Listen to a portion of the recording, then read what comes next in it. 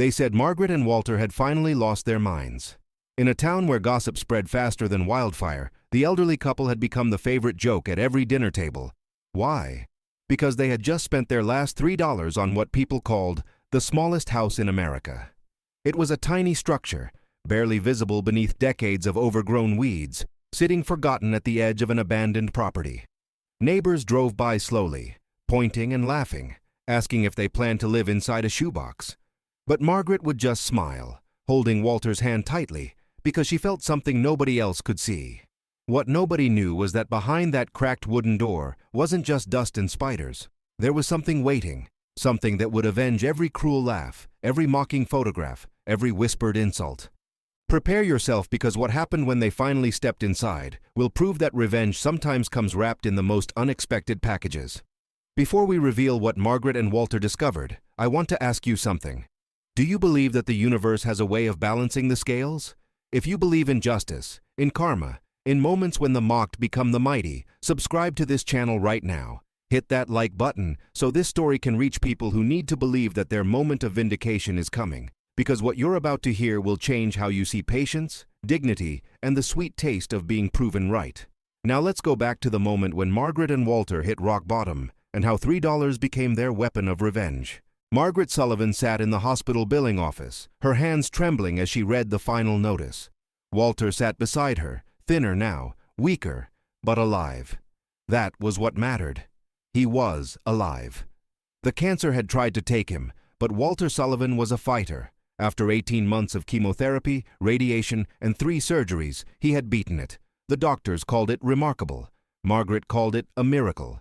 But miracles, she had learned, came with invoices. The billing coordinator, a young woman who couldn't meet their eyes, slid another paper across the desk. This is the remaining balance after insurance. I'm sorry, Mrs. Sullivan, but payment arrangements need to be made. Margaret looked at the number. $347,000. $347,000 for the privilege of keeping her husband alive. They'd already lost the house, a modest 3-bedroom they'd paid off over 30 years. They'd sold Walter's truck, Margaret's jewelry, even her mother's antique china that had survived 2 world wars. They'd cashed out Walter's pension and drained every savings account. And still, somehow, they owed $347,000. We don't have it, Margaret said quietly. We don't have anything. 2 weeks later, Margaret and Walter found themselves at the county social services office, applying for emergency assistance. Walter had worked 42 years as an electrician. Margaret had been a school secretary for 35 years. They'd paid taxes, voted in every election, volunteered at church fundraisers. They'd done everything right. And now they were filling out forms for food stamps, sitting in plastic chairs alongside people half their age, trying to explain to a bureaucrat why 2 70-year-olds had exactly $4.38 to their name. The caseworker was sympathetic but limited in what she could offer. Emergency food assistance, yes. Housing wait list, yes. But it's 8 to 12 months. Utility assistance, possibly, if you have utilities to pay. They didn't. They'd been living in their car for 3 weeks, a 2003 Ford Taurus with a heater that worked sometimes and seats that never quite reclined enough for sleep. Vermont in November was not forgiving. Every night, Margaret prayed they would survive until morning. Every morning she thanked God they had. There must be something, Walter said, his voice rougher than it used to be, damaged by months of medication. Anything. The caseworker hesitated. There's a notice I saw this morning. An estate sale outside town, the Pemberton property. They're selling everything, including some structures on the land. Very cheap. I don't know if it would help, but... She wrote down an address and handed it to them. It was something. That was more than they'd had in months. The Pemberton estate sat 3 miles outside of town, a sprawling property that had once belonged to one of the wealthiest families in the county. Old man Pemberton had died 18 months ago, and his children, all living in distant cities, wanted nothing to do with the property. Everything was being sold. The main house, already purchased by a developer. The barn, claimed by a farmer. The equipment, the furniture, the artwork. Everything of obvious value was gone. What remained was what nobody wanted. Margaret and Walter walked through the estate sale in the late afternoon, invisible among the few remaining bargain hunters. They couldn't afford anything.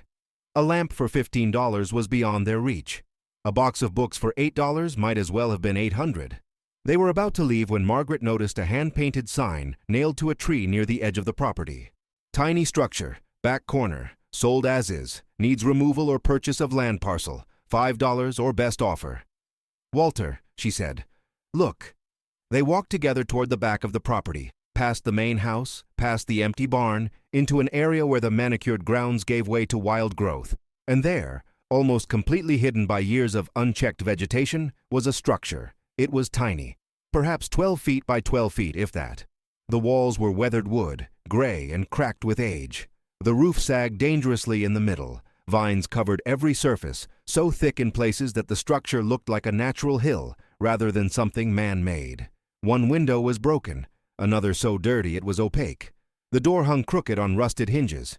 It was, by any reasonable measure, worthless. But Margaret felt something when she looked at it.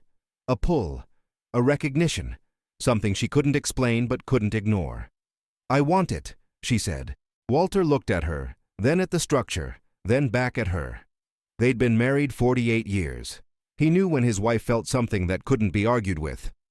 "We have $4, he said. "Then we offer $3. We need to eat tomorrow."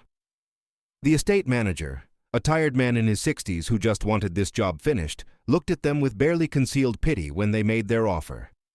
"You want to buy that thing?" "Lady, I've been trying to give it away for 3 months. Nobody wants it. It's not worth the cost of demolition." $3, Margaret repeated. He shook his head slowly. "It's yours. I'll write up a bill of sale.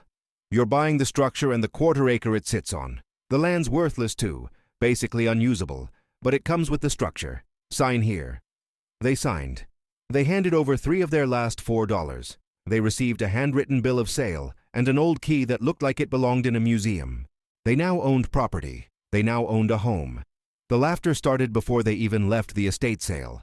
A group of people had gathered near their car, watching the transaction with amusement. Margaret recognized some of them. The Hendersons, who owned the hardware store downtown. The Pratts, whose daughter had been Margaret's student decades ago. The Cunninghams, new money from the city who had built a mansion on the hill and looked down on everyone, literally and figuratively. "Did they seriously just buy that pile of sticks?" Mrs. Cunningham asked loudly, not bothering to lower her voice. "For $3, her husband confirmed, already taking photos with his phone. "This is going on Instagram. You can't make this stuff up." "The Sullivans, right?" Mrs. Henderson said. "I heard they lost everything. Walter's medical bills, living in their car now." "And instead of getting help, they buy a condemned shack," Mr. Pratt added. "Sad, really. I think they've gone senile." The laughter followed Margaret and Walter as they walked to their car. It followed them as they drove away. It followed them onto social media, where the Cunninghams' post quickly gained traction.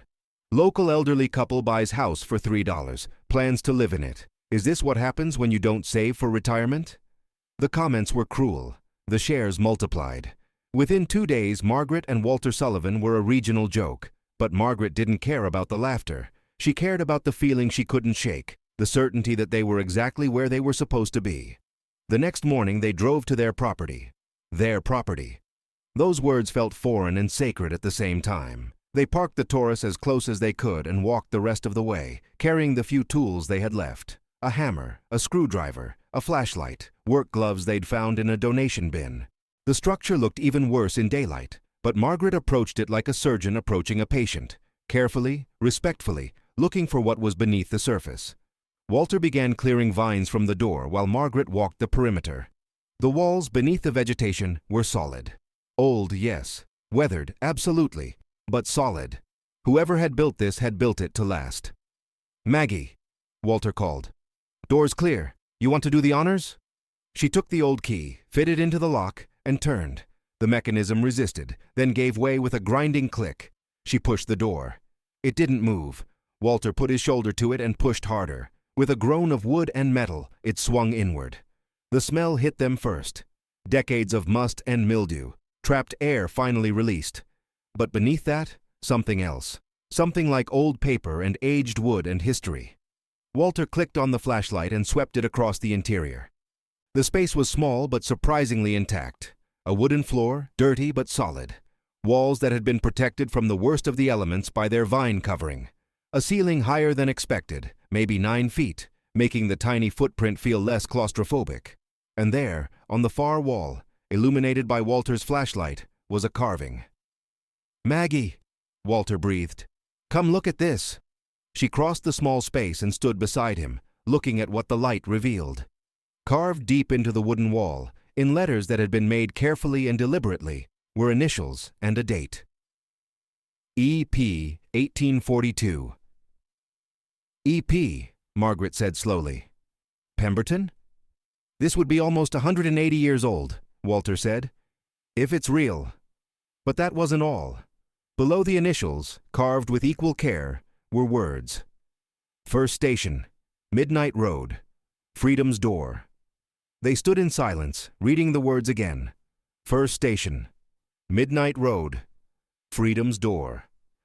Margaret felt her heart begin to pound. "Walter," she whispered, "do you know what this might be?" "I think," he said slowly, "we need to look closer." They spent the rest of the day examining every inch of the structure. They found more carvings, small and hidden, symbols that Margaret vaguely recognized from books she'd read decades ago.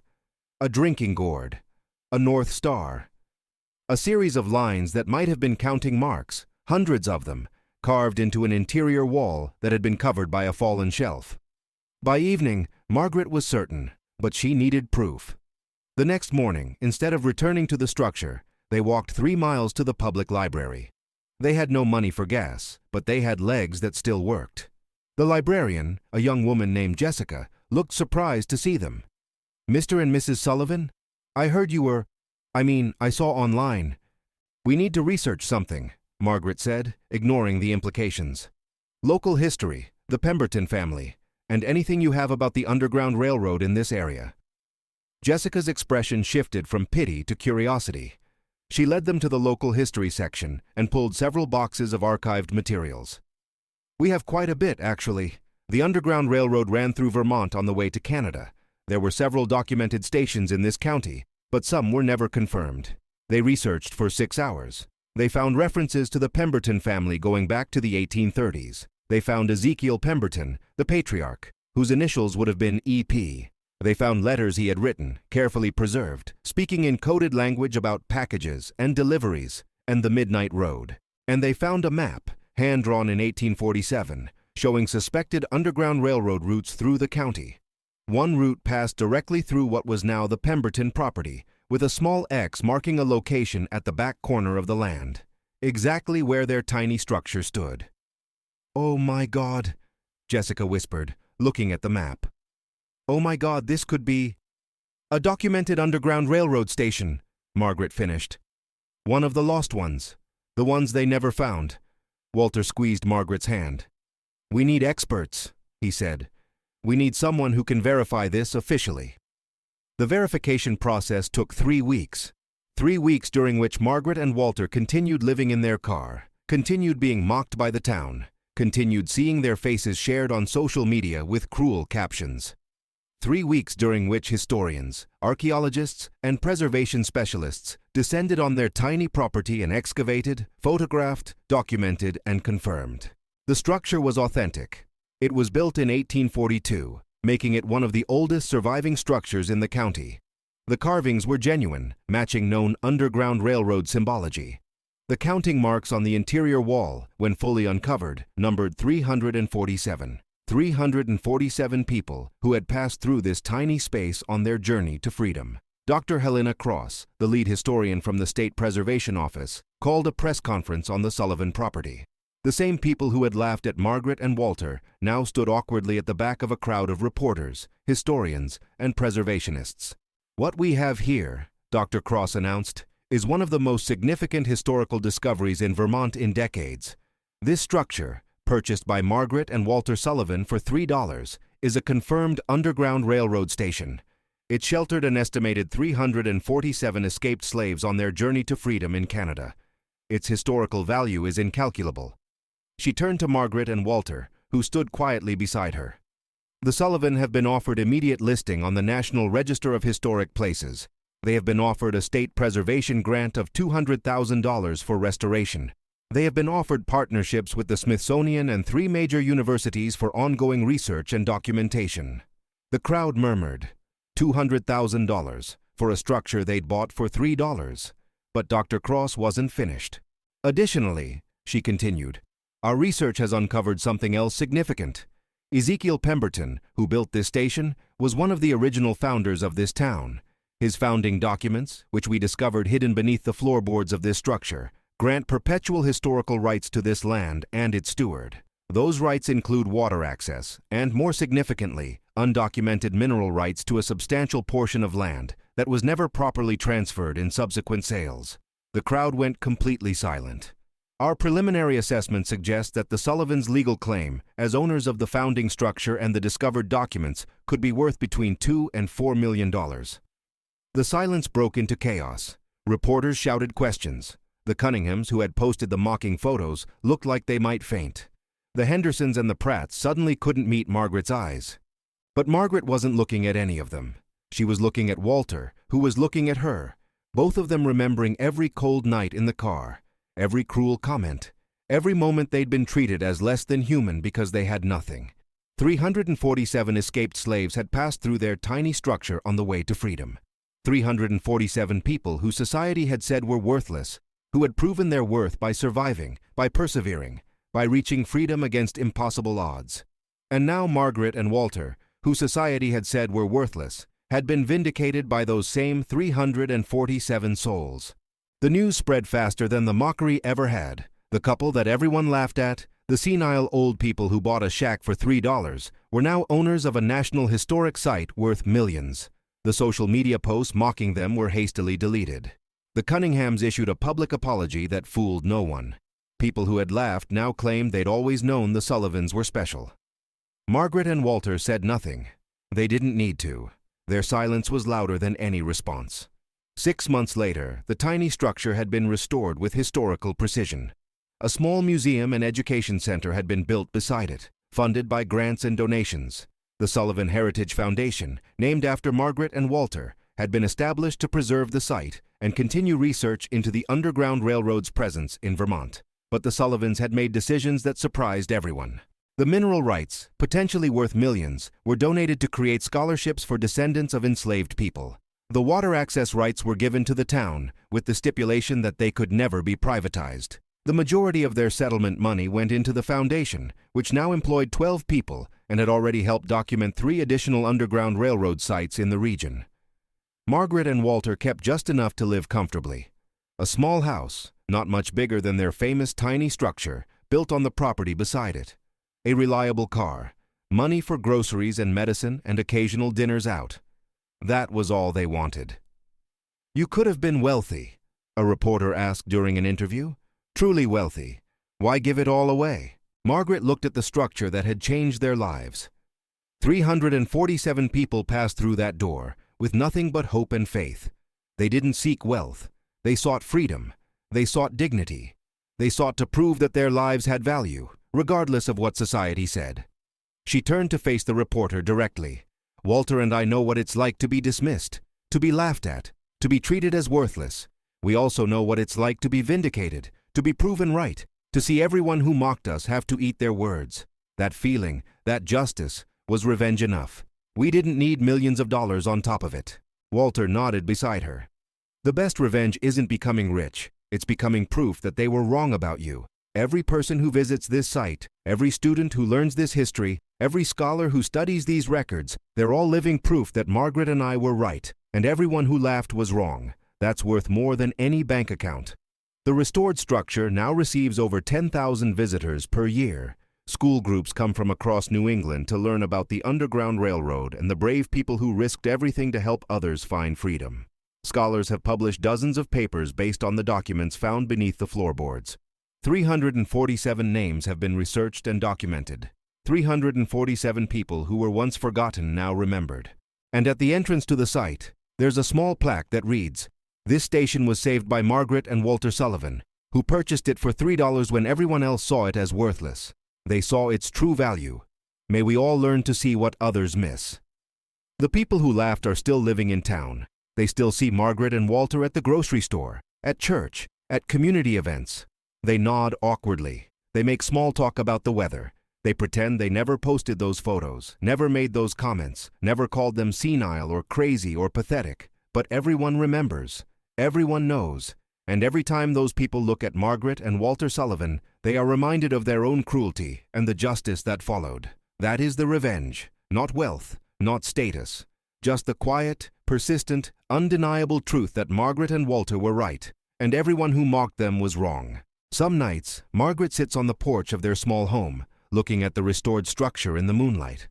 She thinks about the 347 people who passed through it, traveling in darkness, trusting in strangers, believing that freedom was worth any risk.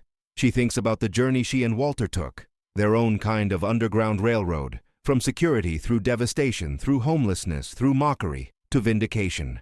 She thinks about the $3 in her wallet that day at the estate sale, the last meaningful money they had, and the leap of faith it took to spend it on something everyone else saw as garbage. And she smiles, because she knows now what she felt that day, that strange certainty that this place was meant to be theirs. It wasn't intuition, it wasn't luck, it was connection. A connection across time to others who had been dismissed and underestimated, others who had found their value in places the world overlooked. Walter joins her on the porch, moving slower these days, but still moving. His cancer remains in remission.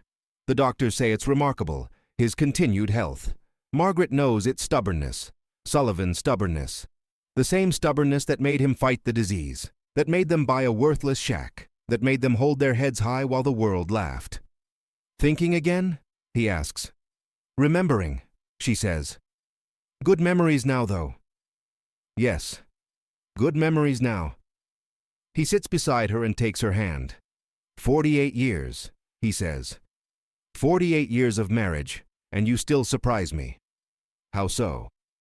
That day at the estate sale, you saw something nobody else could see. You believed when there was no reason to believe, and you were right.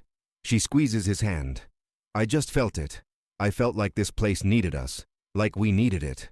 347 people, Walter says quietly. 347 people found freedom through that door. And because of you, because of $3 in faith, their stories are being told again. Margaret leans against his shoulder. That's the real revenge, isn't it? Not the money, not even proving everyone wrong. It's that we saved something worth saving. We made sure those people are remembered. And we're remembered too, Walter adds. Not as the crazy old couple who bought a shack, as the people who saw what everyone missed. They sit in comfortable silence as the night deepens around them. Somewhere in the distance, a car passes on the road. Maybe it's someone who laughed at them once. Maybe it's someone who never knew them at all. It doesn't matter anymore. What matters is that $3 bought them dignity when they had none. $3 bought them purpose when they were lost. $3 bought them a place in history alongside 347 souls who also refused to accept that they were worthless. The universe, it seems, has a sense of justice after all. If Margaret and Walter's story moved you, subscribe to this channel and turn on notifications. We share powerful stories every week about vindication, justice, and the moments when the mocked become the mighty. Leave a comment below. Have you ever been laughed at for believing in something?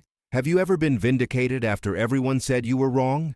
Share your story. Someone reading might need the encouragement today. Margaret and Walter Sullivan's journey teaches us that revenge doesn't require anger. Sometimes revenge is simply living your truth so undeniably that those who doubted you have no choice but to acknowledge they were wrong.